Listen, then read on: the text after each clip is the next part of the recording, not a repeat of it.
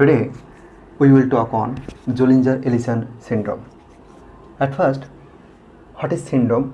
As you know, the syndrome means symptom complex, and here the Zollinger-Ellison syndrome is the symptom complex due to a special type of tumor that is called gastrinoma. That means the symptom produced by the tumor gastrinoma is called Zollinger-Ellison syndrome. There is a very popular triad for the diagnosis of Zollinger-Ellison syndrome. Okay, so what is gastrinoma? Actually, the gastrinoma is the non-beta cell tumor of the pancreatic islets of Langerhans.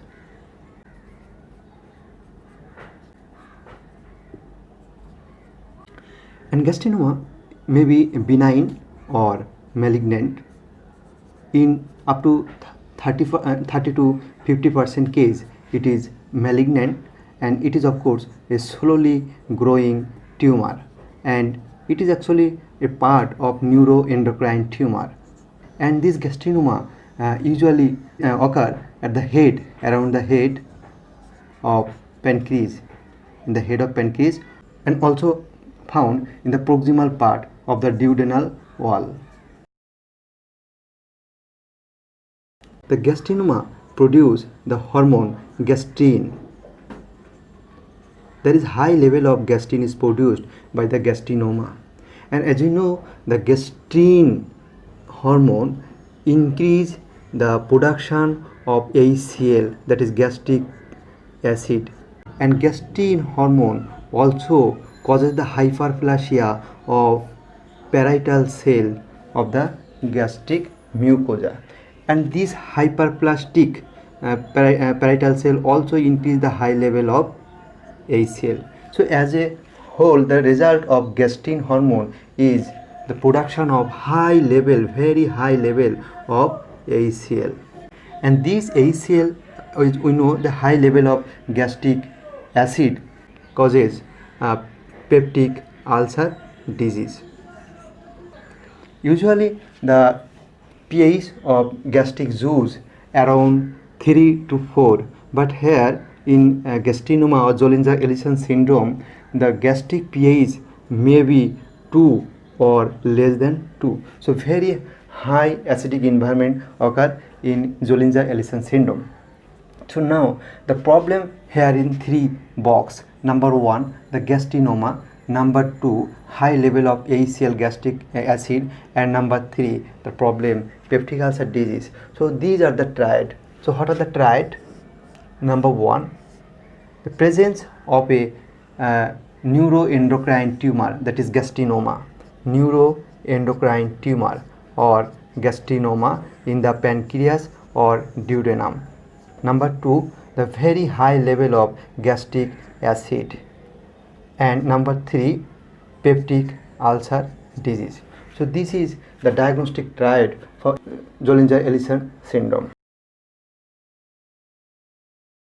As there is high level of gastric acid and patient present with peptic ulcer disease, the typical history of peptic ulcer disease, that is severe epigastric pain,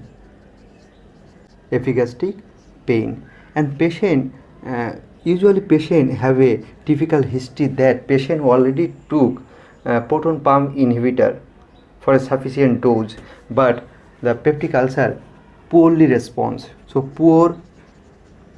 poorly responsive peptic ulcer disease. Okay, so this is the number 1 finding, typical finding, when the patient present to you with epigastric pain and history of peptic ulcer disease, but that peptic ulcer disease very poorly responds to the typical PPI. So number 1. Number 2, patient may have steatorrhea or diarrhea. Why steatorrhea or diarrhea? Please let me explain. This is the stomach very shortly, and this is the duodenum, and this is the small intestine, and this is the pancreas. As we know, the stomach acid, that is HCl, normally become neutralized at the second part of the duodenum by the pancreatic bicarbonate. and normally the small intestine pH is alkaline, at least more than 6.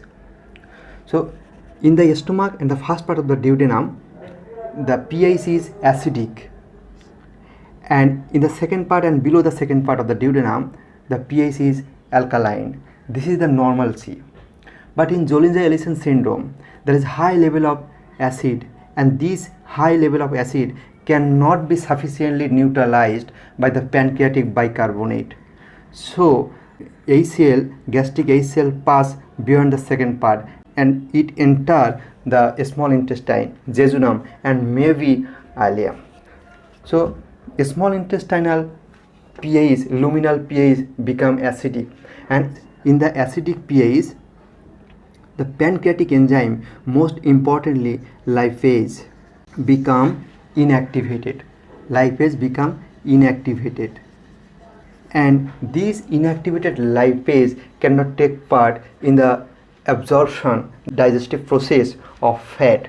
So undigested or unabsorbed fat pass through the stool and make the stool soft and oily, and the condition is called steatorrhea. Okay, another point is, with the same condition, that is with the very low pH, the bile acid in the small intestine become precipitate. As we know, the bile acid normally absorbed in the last part of the small intestine, but with this acidic pH in the small intestine, the bile salt cannot be absorbed, rather it is precipitate and pass with the stool, and the presence of bile acid in high level in the stool make the stool soft and maybe very loose, and the condition is called bile acid diarrhea. I have another video on bile acid diarrhea. The link will be given in the description box. And patients sometimes may have significant weight loss due to malabsorption syndrome, cachexia.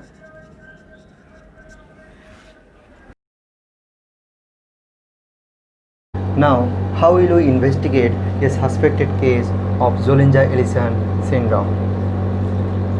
The aim of investigation should be to: the number one, is it a case of Zollinger-Ellison syndrome?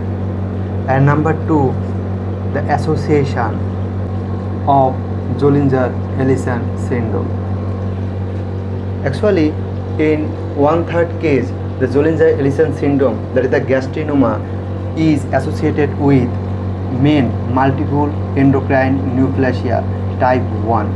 Multiple endocrine neoplasia type 1 has 3P for our easy remembering.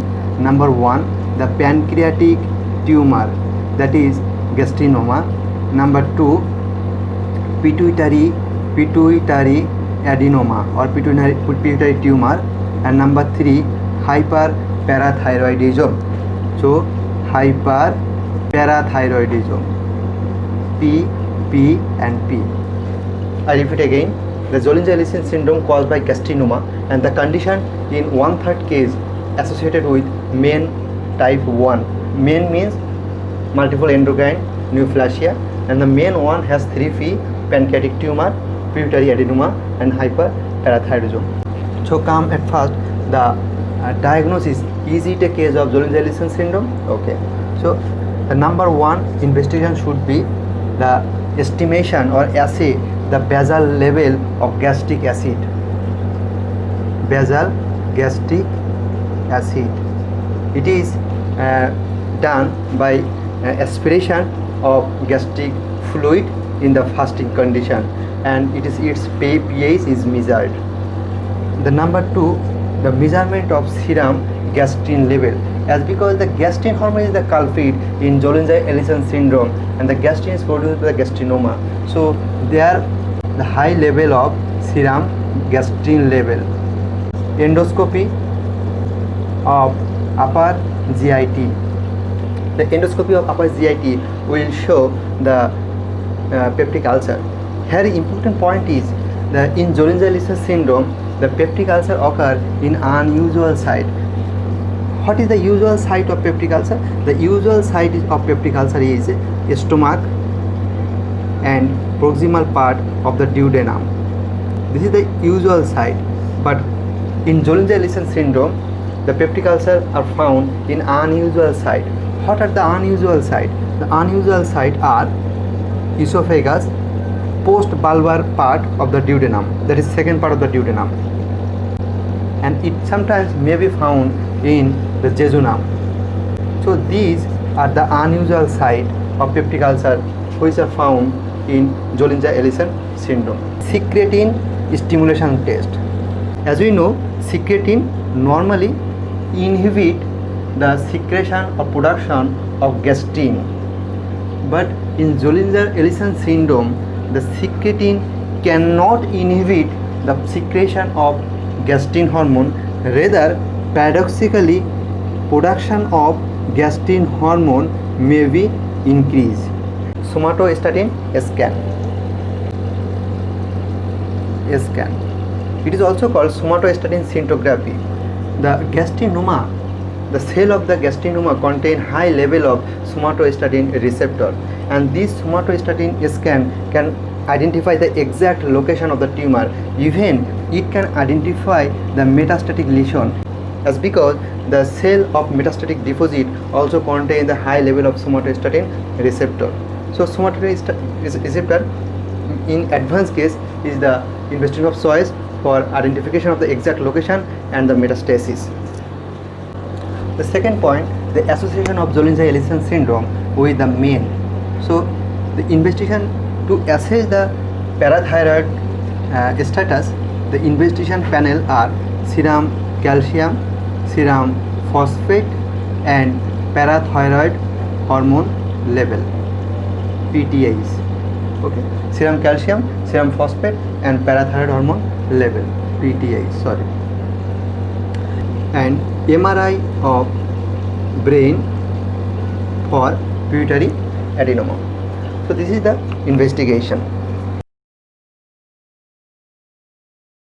If the lesion is single, mind it, if the lesion is single, that is the gastrinoma is single, then surgical resection is the treatment of choice. Resection of the tumor plus the high dose of PPI. The most importantly here use omeprazole. The normal or usual dose of omeprazole in PPI is 20 to 40 milligram BD, but here the dose should be 60 milligram, mind it, BD for longer duration. So this is the management for single lesion. But if the lesion are multiple or there is associated metastasis, in that case surgical procedure not recommended. Better go for conservative treatment like high dose of omeprazole, 60 milligram BD, and sometimes the chemotherapy can be given. The most useful recommended chemotherapy agent like doxorubicin, 5-FU, fluorouracil. So this is all about Zollinger-Ellison syndrome. It is a very important topic for both undergraduate and postgraduate medical level. So thank you very much.